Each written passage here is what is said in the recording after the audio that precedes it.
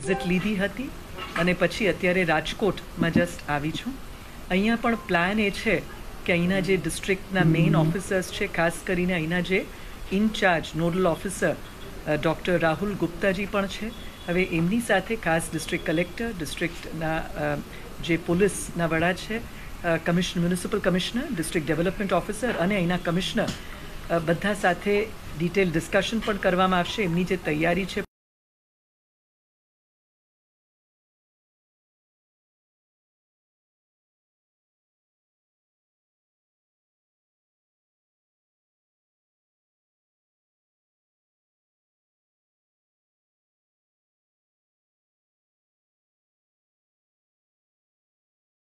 આ કામગીરીને થઈ ગઈ છે.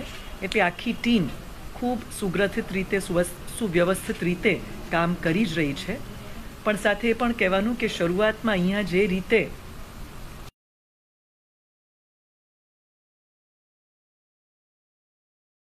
કહેવાય રૂથલેસ કન્ટેનમેન્ટ, ખૂબ અસરકારક જે કન્ટેનમેન્ટની સ્ટ્રેટેજી, તો એના લીધે આપણે બીજા શહેરો, બીજા જિલ્લાઓની સરખામણીમાં રાજકોટમાં આપણે જોયું કે કેસીસની સંખ્યા ખૂબ વધી ન હતી.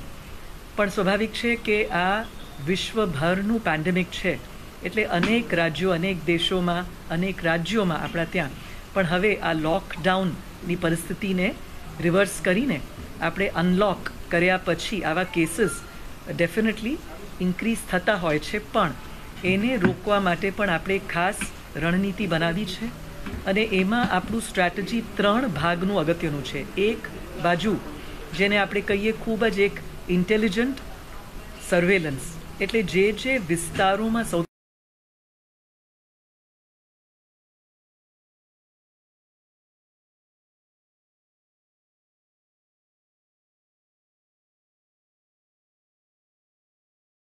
એક સોફ્ટવેર બનાવ્યું છે જેમાં અલગ અલગ માપદંડોના આધારે એક આખા શહેરના વિસ્તારને, જિલ્લાના વિસ્તારને પિંક સ્પોટ, એમ્બર સ્પોટ એટલે પીળા કલરના સ્પોટ, અને એ જ રીતે લાઇટ બ્લુ, ડાર્ક બ્લુ તરીકે પણ બિંદુઓને એ આઈડેન્ટિફાય કરે છે. અને આ રીતે સુનિશ્ચિત કરેલા વિસ્તારોમાં આપણે ઘનિષ્ઠ ડોર ટુ ડોર સર્વેલન્સ, અને એમાં ખાસ એક પલ્સ ઓક્સીમીટર નામની એક નાનકડી ડિવાઇસ આવે છે. આ બધા જાણો જ છો કે જ્યારે ઓક્સિજન સેચ્યુરેશન ઓછું થાય, 94થી ઓછું થાય, એનો અર્થ છે કે આપણે સજાગ રહેવા પડે. તમારા માધ્યમથી જેટલા પણ આ વિસ્તારના નાગરિકો છે, લોકો છે, બધાને પણ આપણે અનુરોધ પણ કરવા માંગીએ છીએ કે જે લોકો મોટી વયના હોય અને કદાચ એમની પાસે આ રીતે પલ્સ ઓક્સીમીટર હોય તો એ જાતે પણ વાપરી શકે. 1001 રૂપિયાનું આવતું હોય છે. પણ આપણી ટીમ્સ, સર્વેલન્સ માટેની જે ટીમ્સ છે, એ લોકો પણ ઘરે ઘરે જઈને આ પલ્સ ઓક્સીમીટરથી મેજર કરવાની એક કામગીરી કરી રહ્યા છે. અને એની સાથે ધન્વંતરી રથની પણ વ્યવસ્થા સિટીમાં અને શહેરી વિસ્તાર સિવાય પણ ગ્રામ્ય વિસ્તારમાં પણ એની વ્યવસ્થા કરવામાં આવી છે રાજ્યભરમાં. અને એની અંદર ખાસ કરીને ફરી જેટલા લોકોને કોઈ પણ આવા લક્ષણ હોય એનું થોડુંક અલગ અલગ સોર્ટિંગ, એવા લોકો કે જે હોમ આઇસોલેશન, ઘરે રહી શકે, એવા લોકો કે જેમને કોવિડ કેર સેન્ટર એટલે બહુ ગંભીર, જેને કહીએ માઇલ્ડ કે મોડરેટ લક્ષણ હોય, એને ત્યાં રાખી શકાય. અને જે સિવિયર લોકો હોય કે જેમને વધારે તાવ છે, વધારે ગંભીર લક્ષણ હોય, એમને આપણે હોસ્પિટલમાં પણ દાખલ કરીને તરત ત્યાં એક્શન લેવા માટેની વ્યવસ્થા કરી છે. હવે આ ધન્વંતરી રથ, આ ખાસ આપણા માનનીય મુખ્યમંત્રી શ્રીનું એક આઈડિયા હતું. અને તમને બધાને જાણીને ખૂબ આનંદ થશે કે અમદાવાદમાં આ જ્યારે એક આપણે અભિગમ ધન્વંતરી રથ અને સર્વેલન્સ સાથે અમલ કરવા માટેનું એક મુહિમ આપણે શરૂ કર્યું તો એના પરિણામો બહુ સારા મળ્યા. એટલે જેમ મેં વાત કરી, એક બાજુ આ સમગ્ર સર્વેલન્સ ધન્વંતરી રથ કે જેની અંદર આપણે ખાસ રોગ પ્રતિકારક શક્તિ પણ લોકોની વધે, એ બંને રોગ આવતા પણ અટકાવે છે. એટલે આપણી રોગ પ્રતિકારક ક્ષમતા વધે છે. પણ સાથે સાથે માનો કે કોઈને માઇલ્ડ આ ચેપ લાગી પણ હોય તો એને પણ આ રોગ સાથે લડીને જીતી આવવા માટે પણ આ રોગ પ્રતિકારક શક્તિનો લાભ આવે છે. એના માટે આયુષનું પણ આપણો જ રાજ્ય કદાચ એક એવો રાજ્ય છે કે જેમાં ખૂબ મોટા પ્રમાણમાં અહીંયા સુધી કે ઉત્તરાખંડથી ફ્લાઇટથી પણ આપણે એરલિફ્ટ પણ કર્યા છે ઘણા બધા એવા દવાઓ કે જે આપણે એટલી બધી અહીંયા ડિમાન્ડ પણ ઊભી થઈ, જે એક પોઝિટિવ વસ્તુ છે. એટલે આપણે સમસમવટી હોય કે પછી આર્સેનિકમ આલ્બમ હોય, પછી અલગ અલગ દશમૂલ, કવાથ વગેરે અને ઉકાળો, એની પણ લોકોમાં પણ ખૂબ ડિમાન્ડ રહી છે. અને અમદાવાદમાં જ્યારે આ રીતે સર્વેલન્સ સાથે આપણે આ બધા આયુષ દવાઓની પણ એક અમલીકરણ શરૂ કર્યું તો એના રિઝલ્ટ્સ ખૂબ જ આપણને પોઝિટિવ આવ્યા. અને આપ જાણો છો કે ઉત્તરોત્તર એક ટકાઉ રીતે અમદાવાદમાં કેસીસ ઘટવા માંડ્યા છે. અને આપણે ઈચ્છીએ છીએ કે આ જ આપણા બધાના મહેનતથી આ વસ્તુ ટ્રેન્ડ ઘટે. હવે બીજા બધા વિસ્તારોમાં ધીમે ધીમે કેસીસ ઇન્ક્રીઝ થાય છે, વધે છે, ત્યારે આપણે આ જ અપ્રોચ, એક સ્ટ્રેટેજી, રણનીતિ અહીંયા પણ અપનાવીએ છીએ. તો એક બાજુ આ રીતે સર્વેલન્સ, ધન્વંતરી રથ, જેનાથી કોઈને આવી તકલીફ હોય તો તરત જો એને પકડી લેવામાં આવે, એને આઈડેન્ટિફાઈ કરવામાં આવે તો તરત એને ટ્રીટમેન્ટ મળે, તો પછી કેસ બહુ ગંભીર ન થાય અને પછી છેક જેને આપણે ફેટાલિટી કહીએ છીએ, એટલે વ્યક્તિનું દુઃખદ અવસાન ન થાય, એ દિશામાં પણ આપણે બિલકુલ એમાં સફળતા મળી શકે એમ છે. એટલે એક બાજુ આ પ્રક્રિયા, જેથી કે જેટલું બને ઘરે ઘરે જઈને ગોતીને જેને કહેવાય વ્યવસ્થિત આપણે જે લોકોને આ ચિહ્ન છે, લક્ષણ છે, પકડીને તરત એમને સુયોગ્ય અપ્રોપ્રિએટ ટ્રીટમેન્ટ પર મૂકીએ. બીજી બાજુ આપણી જે હોસ્પિટલ ફેસિલિટીઝ છે એની આંતરમાળખાકીય સુવિધા, એટલે બેડ્સથી માંડીને ઓક્સિજન લાઇન, ખાસ કરીને એને જે અલગ અલગ, સૌથી પહેલાં સિમ્પલ ઓક્સિજન આપીએ છીએ, પછી જે લોકોને હજી થોડું ગંભીર પ્રોબ્લેમ હોય તો એને આપણે NRBM, નોન રિટર્ન માસ્ક એક આપીએ છીએ, બ્રીધિંગ માસ્ક, NRBMs, અને પછી બાયપેપ. અને એમાં ખાસ હવે એક HFNC, high flow nasal cannula નામનું પણ એક ડિવાઇસ આવે છે કે જેની એફિકસી, અસરકારકતા ખૂબ છે. અને પછી છેલ્લે વેન્ટિલેટર એક છેલ્લો વિકલ્પ તરીકે રાખીએ છીએ, કેમ કે જેટલું બને લોકોને ઓક્સિજન સમયસર આ રીતે મળી જાય તો આપણે કોશિશ કરી શકીએ કે એમને આપણે બિલકુલ એમના જાનને આપણે બચાવી શકીએ. અલબત્ત આ એક વૈશ્વિક પેન્ડેમિક છે, મહામારી છે. અને આપ જાણો છો કે ઘણા ખરા વિકસિત દેશોમાં પણ બહુ મોટી સંખ્યામાં લોકો બીમાર પણ થયા છે, એમના દુઃખદ અવસાન થયા છે. અને અત્યાર સુધી આપણા ત્યાં આ સંખ્યામાં પણ આપણે કોશિશ કરી રહ્યા છીએ કે આ રીતે ટ્રીટમેન્ટ પ્રોટોકોલ, અને સરકારે આની અંદર જે ઓક્સિજનથી માંડીને જે અલગ અલગ એનું ટ્રીટમેન્ટ માટેનું ઉપાય, હાઇડ્રોક્સી ક્લોરોક્વિન હોય કે પછી આગળ કોર્ટિકોસ્ટેરોઇડ્સ પણ આપીએ છીએ. અને એવા કેસીસ કે જ્યાં ખરેખર બધા માપદંડો યોગ્ય હોય, IL-6 માર્કર કરીને છે, શરીરમાં એક સાઇટોકાઇન સ્ટોર્મ નામની એક ઘટના બનતી હોય છે, જ્યારે શરીરની અંદર એક રિએક્શન, ઇમ્યુનો રિએક્શન આવતું હોય છે.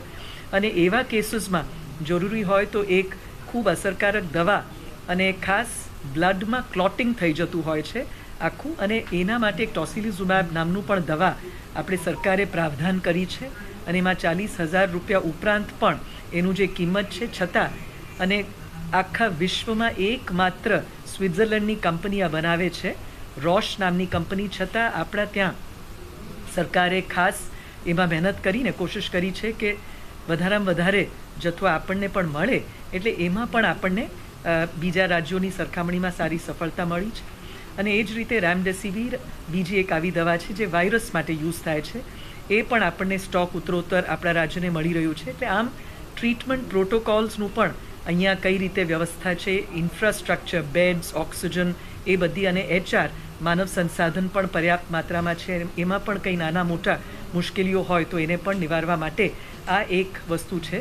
અને છેલ્લે એ સિવાય સૌથી અગત્યની વાત છે કે લોકોમાં પણ એક જનજાગૃતિ, અને ખાસ કરીને ઇફેક્ટિવ કન્ટેનમેન્ટ, એટલે આપણે સરળ રીતે કહીએ કે બધાએ માસ્ક પહેરવા જોઈએ, એ જ રીતે સોશિયલ ડિસ્ટન્સિંગ રાખવું જોઈએ, હેન્ડ વોશ, સેનિટાઇઝેશન કરવું જોઈએ.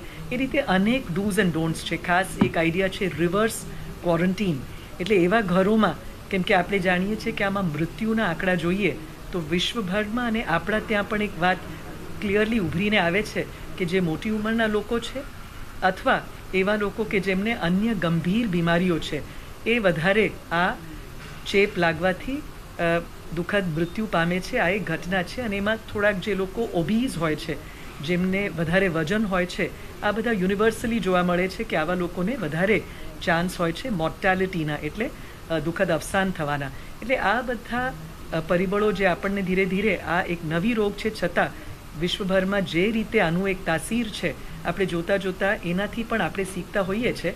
અને અત્યારે એક રિવર્સ ક્વોરન્ટીન છેલ્લા ઘણા અઠવાડિયાથી આપણે કહીએ છીએ એવા ઘરોમાં કે જે આવી મોટી ઉંમરના લોકો હોય તો એમને પણ ઘરની અંદર સુરક્ષિત રાખવામાં આવે, જેટલું બને બહારના લોકો સાથે કે ઘરના જ બીજા વ્યક્તિઓ આવજા કરે તો એમને સંક્રમિત ન કરે.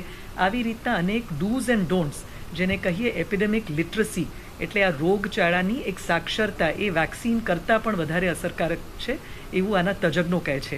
એટલે આ ત્રણેય દિશામાં ખાસ અમે કામ કરી રહ્યા છે અને એનું આખું એક સમીક્ષા રિવ્યૂ કરવા માટે અને હજી પણ અહીંયા કંઈક ગેપ્સ હોય, એમને કોઈ પણ વસ્તુ કંઈ ખૂટતી હોય તો એની વ્યવસ્થા સરસ હજી પણ આપણે સુદૃઢ કરી શકીએ અને એ દિશામાં જવા માટે આ રીતે મુલાકાતે આવ્યા છે.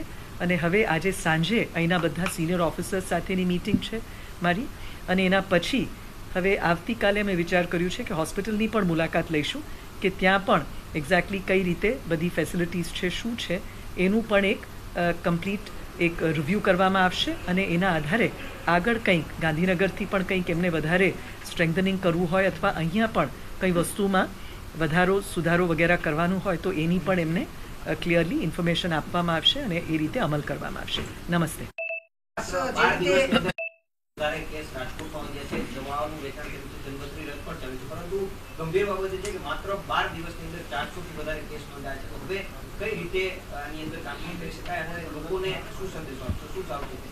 એટલે આમાં ધન્વંતરી રથની વ્યવસ્થા કરવામાં આવી છે, સર્વેલન્સની વ્યવસ્થા કરવામાં આવી છે અને એ બિલકુલ સાચી જ દિશામાં આપણે છે.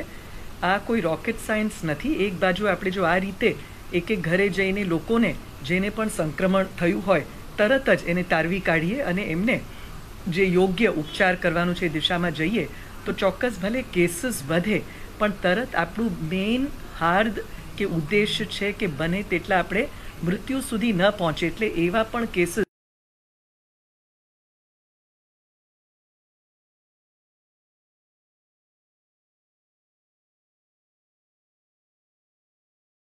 રહીને આપણે સાજા થઈ જશું પણ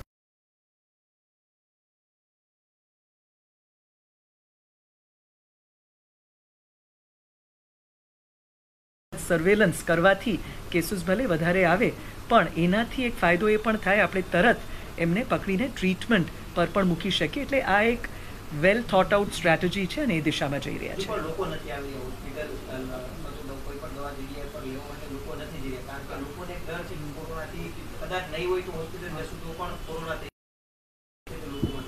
તો આના માટે આપણે અત્યારે પણ વિકલ્પ આખા ગુજરાતમાં શરૂ કરી છે જેને આપણે હોમ આઇસોલેશન કહીએ છીએ. સ્વાભાવિક છે થોડાક લોકોને થાય કે મારે હોસ્પિટલમાં નથી એડમિટ થવું. હવે એના માટે પણ આપણે પ્રાઇવેટ હોસ્પિટલ સાથે પણ વાત કરીને હોમ આઇસોલેશન માટેના પેકેજીસની પણ એક વ્યવસ્થા કરી છે અને એ જ રીતે સરકાર તરફથી પણ જે લોકોના કેસીસ માઇલ્ડ છે, મોડરેટ છે, એ લોકો માટે ઘરે પણ રહી શકે. અલબત્ત ઘરે જ રહીને આઇસોલેટ થવું હોય તો એના અમુક માપદંડો છે, સર્ટન પાત્રતા હોવા જોઈએ. દાખલા તરીકે ઘરમાં એક એમના માટે અલગ ઓરડો હોય તો અલાઉ કરીએ છીએ, અલગ ટોયલેટની વ્યવસ્થા હોય, એટેચ્ડ બાથરૂમ, અને એમને દેખરેખ રાખવા એક વ્યક્તિ હોય. અને એવી વ્યવસ્થા ન હોય તો આપણા કોવિડ કેર સેન્ટર્સમાં પણ રાખીએ છીએ અથવા તો પછી હોસ્પિટલ્સમાં. અને આ વખતે અમે એ પણ જે રીતે સુરત જેવા વિસ્તારોમાં કમ્યુનિટી કોવિડ આઇસોલેશન સેન્ટર્સ થયા છે, એક વસ્તુ અમને ત્યાંથી સમજ પડી અને જોયું કે જે સમાજના અમુક આગેવાનો છે એ લોકો પણ સામે આવે છે કે એમની સમાજની વાડી હોય તો એની અંદર એમના જે પોતાના કમ્યુનિટીના લોકો હોય એમને અનુકૂળ આવે એવું ખાવાનું, રહેવાનું બધું વ્યવસ્થા કરી આપે અને સારવાર પણ કરી આપે ઓક્સિજન સહિત. તો એવા પોસિબિલિટીઝ, એવી શક્યતાઓ પણ અમે ટીમ સાથે થોડુંક એક્સપ્લોર કરશું કે એવી રીતે પણ કોઈ સંસ્થાઓ, લોકલ આગેવાનો આવે તો એને પણ આપણે એન્કરેજ કરશું, જેથી કે તમારી જે વાત લોકો બીમાર પડે તો હોસ્પિટલ નથી જવું, આ વાતથી એમને આપણે થોડુંક એન્કરેજ કરી શકીએ, પ્રોત્સાહન આપી શકીએ કે ઘરે પણ રહી શકે અથવા આવા વિસ્તારો કમ્યુનિટી આઇસોલેશન સેન્ટરમાં પણ રહે, સારવાર લે તો જલ્દી સાજા થઈને પાછા જશે. અને આપણે ન ભૂલીએ કે આખા ગુજરાતભરની વાત કરીએ તો આજ સુધી જે 28,685 જેટલા લોકો તો ડિસ્ચાર્જ થઈને ગયા છે. એટલે એ વાત વારંવાર આપણે મીડિયા દ્વારા, તમારા બધા મિત્રોના દ્વારા પણ લોકો સુધી પહોંચાડવું છે. આપણે જાણીએ કે ઠીક છે આ એક બીમારી છે, it is a kind of flu, પણ આમાં જુઓ તો ઇનફેક્ટ આપણી રિકવરી રેટ પણ લગભગ 70%. એટલે જે લોકો માંદા પડે છે એમાંથી 95% લોકો તો સાજા થઈને આવે જ છે. એટલે આપણે પણ બિલકુલ માંદા ન પડીએ એની બધી કેર જરૂર રાખવી જોઈએ. એ બિલકુલ જરૂરી છે. પણ કદાચ આ બધું કર્યા છતાં આપણે માંદા પડીએ તો પણ જલ્દી જશું ડૉક્ટર્સ પાસે, ટ્રીટમેન્ટ લઈશું તો આપણા બચવાના ચાન્સીસ ખૂબ વધી જાય. અને 3 મોસ્ટ અગત્યની વાત એ છે કે જેટલું બને આપણી લાઈફસ્ટાઈલ, એટલે આપણી કોમોર્બિડિટીઝ વગેરે બહુ હોય, વ્યક્તિ પાસે હાઈ બ્લડ શુગર કે હાઈ બ્લડ પ્રેશર કે બીજી અન્ય બીમારી હોય, તો જેટલું બને એને સુરક્ષિત, એટલે આપણે હવે 1-2 વ્યક્તિ વિદેશથી આવતા હતા તો એને ક્વોરન્ટીન કરતા હતા, પણ હવે ક્લસ્ટરમાં એટલે એ વિસ્તારમાં જ્યારે આ વસ્તુ, આ બીમારી, સંક્રમણ ફેલવા માંડી છે તો બધાને આપણે ક્વોરન્ટીન ન કરી શકીએ. પણ આવા વ્યક્તિઓ કે જેમને અન્ય બીમારી હોય એ પોતાની જાતને સુરક્ષિત, જેનો શબ્દ છે રિવર્સ ક્વોરન્ટીન, એ રીતે રાખે તો પણ એમને આ વસ્તુ સંક્રમણ એમને ન લાગે એ રીતે કવચ બનાવી રાખે તો પણ સારું કહેવાય.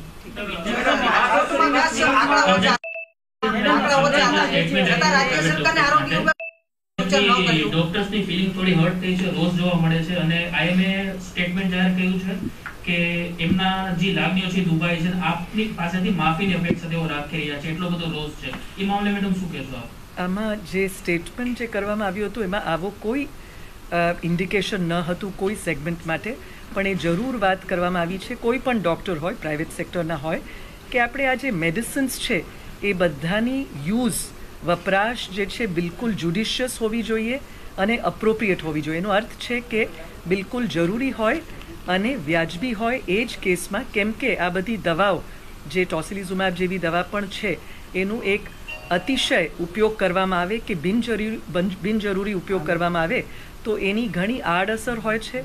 ઇનફેક્ટ કોઈ ઇન્ફેક્ટેડ વ્યક્તિ હોય, જેને દાખલા તરીકે ટીબીવાળી વ્યક્તિ હોય, એવા કોઈ લોકો જેના પેરામીટર્સ બરાબર નથી, તો આ બહુ સિરિયસ, એને એડવર્સ ઇલ એફેક્ટ્સ પણ કરે, ફેટાલિટી સુધી પણ જઈ શકે.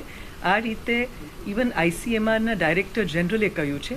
એટલે આ દિશામાં બધાને અનુરોધ કરીએ છીએ કે આપણે પ્રિસ્ક્રિપ્શન્સ લખતી વખતે, આ નવી બીમારી છે નો ડાઉટ, દવાઓ પણ નવી નવી આવે છે, આપણે થોડુંક એ બાબતમાં એના માટે સ્ટેટ લેવલની ટીમ દ્વારા અભ્યાસ પણ કરાવવા માટે મેન્ટરિંગ, ટેલિકન્સલ્ટિંગ પણ આપણે શરૂ કરી છે, જેથી કે પ્રાઇવેટ ડૉક્ટર્સને પણ લેટેસ્ટ આમાં જે વસ્તુ આવી રહી છે એના સાથે અવગત પણ કરાવી શકીએ.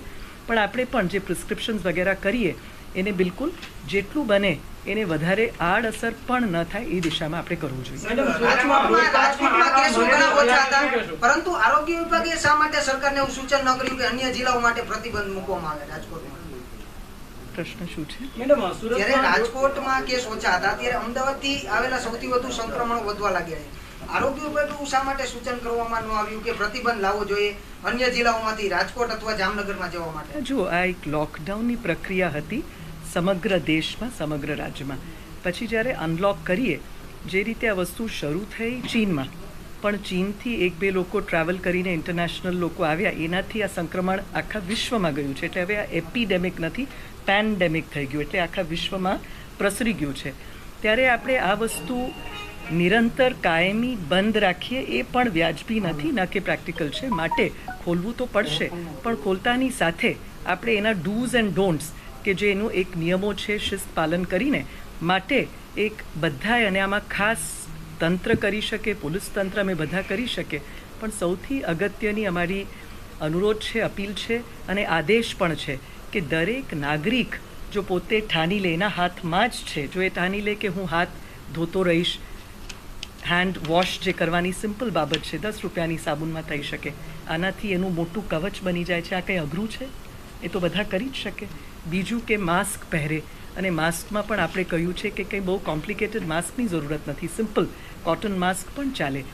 સિવાય કે તમે હોસ્પિટલની અંદર વિઝિટ્સ પર જાઓ વગેરે, આ પણ બધા કરી જ શકે. અને એ જ રીતે સોશિયલ ડિસ્ટન્સિંગ, જેમ આપણે બધા જેટલું બને દૂર રહીએ, માસ્ક પણ પહેરીએ, દૂર રહીએ. એટલે આ બધા નિયમોનું પાલન કરીએ તો સંક્રમણ થતાં કે સંક્રમિત થતાં આપણે પોતાની જાતને બચાવી શકશું.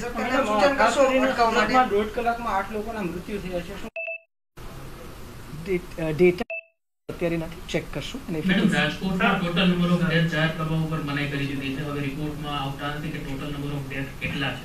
એ પાછળનું કારણ શું? એવું બિલકુલ નથી. ઇનફેક્ટ સ્ટેટ લેવલથી પણ અમે જ્યારે રિપોર્ટ્સ રોજના કરીએ છીએ અમે બધા વિગત આપીએ છીએ કે ડિસ્ટ્રિક્ટ વાઇઝ કેટલા કેસીસ એક્ટિવ કેસીસ છે, મોર્ટાલિટી શું છે વગેરે, અને એ પ્રક્રિયા આખા રાજ્ય માટે ફોલો કરીએ છીએ. ગુજરાતમાં સૌથી વધારે પોઝિટિવ કેસના આંક આવ્યા છે 906. હવે આ રોકવા માટે થઈને કઈ રીતના તંત્ર કાર્યરત છે? હજુ આખા દેશમાં કેસીસ વધી રહ્યા છે.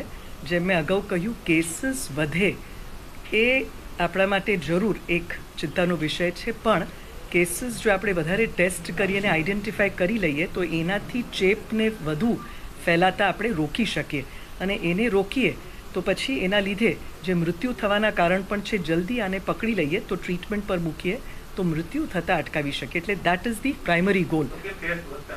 ટેસ્ટ વધીએ છે એટલું વધારે છે એટલે તો કેસીસ વધે છે. ટેસ્ટ ન કરતા હોય તો પર મિલિયન ટેસ્ટ આપણે બહુ ઓછા છે હજુ, અને પોઝિટિવિટી રેટ વધી રહ્યો છે. એ વિશે આપ શું કહેશો? જુઓ, ટેસ્ટ પર મિલિયન પણ આપણે જોઈએ તો એટલું ઓછું જરાય નથી. બીજા રાજ્યો કરતાં પણ આપણું વધારે છે. 6,956 છે, અને માત્ર અમદાવાદ શહેરનું પણ આપણે જોઈએ તો 18,957 જેટલું છે. એટલે અમદાવાદ જેવા વિસ્તારો જ્યાં જ્યાં કેસીસ નું એક ઇન્ટેન્સિટી વધારે હતું આપણે ચોક્કસ ત્યાં વધારે ટેસ્ટિંગ કર્યા. સુરતમાં પણ અત્યારે કરી રહ્યા છે. જ્યાં જ્યાં કેસીસનું પ્રમાણ વધે છે આપણે ડેફિનેટલી ત્યાં ટેસ્ટિંગ જેટલું જોઈએ છે બિલકુલ પ્રમાણમાં આપણે પર્યાપ્ત માત્રામાં ટેસ્ટિંગ કરી જ રહ્યા છે.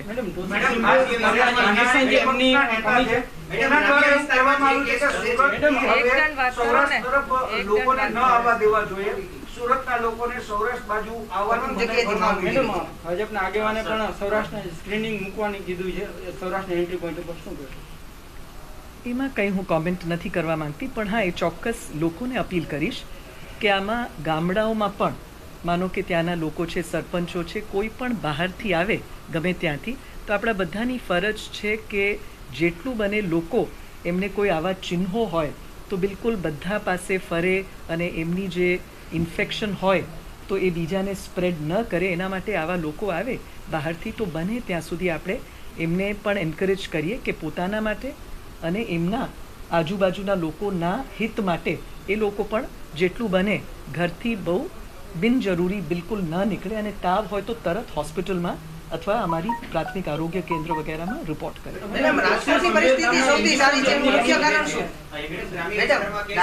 ગ્રામ્ય વિસ્તારથી સિટીની અંદર હોસ્પિટલ સુધી પહોંચવું લાંબુ અંતર થઈ જતું હોય છે, અને જો સામાન્ય લક્ષણ હોય તો તેમને ગ્રામ્યની અંદર સુવિધા આપી શકાય, અથવા તો કોઈ આઇસોલેટેડ બેડ અથવા તો પ્રાથમિક શાળા હોય કે આરોગ્ય કેન્દ્ર હોય આ જગ્યા ઉપર તેમને આરોગ્યની સુવિધા મળી શકે, અથવા તો તેમને ત્યાં રાખી શકાય આવી વ્યવસ્થા કરી શકાશે? આપણી પાસે પ્રાથમિક આરોગ્ય કેન્દ્રો છે.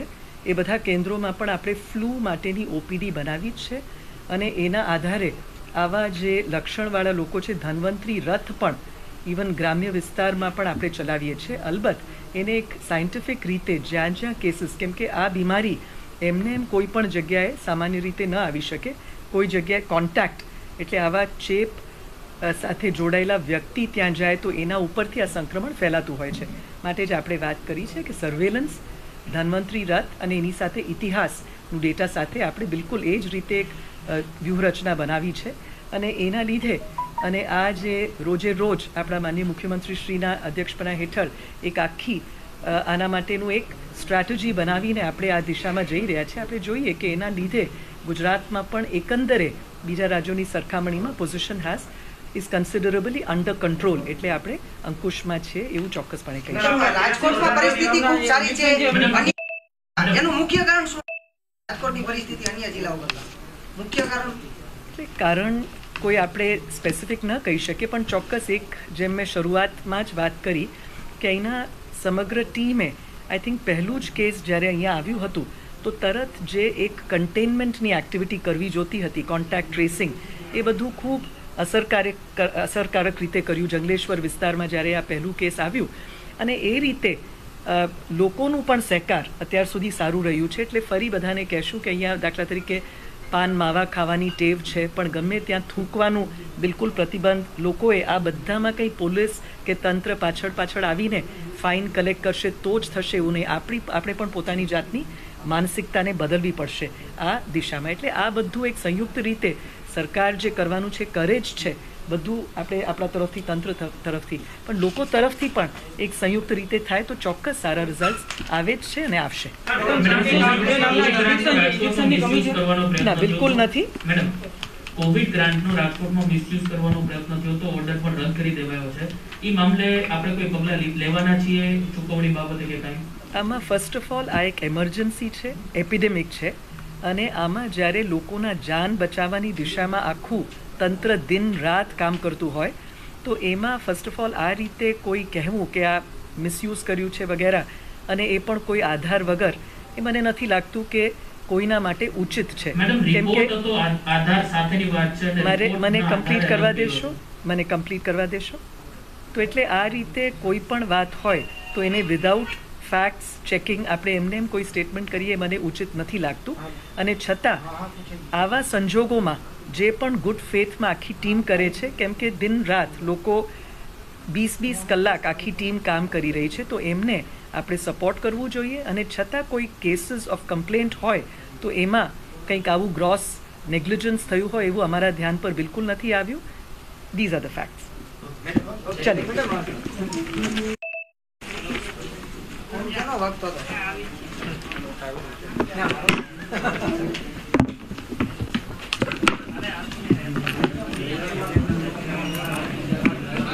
ધવલ કાઢ લે તો.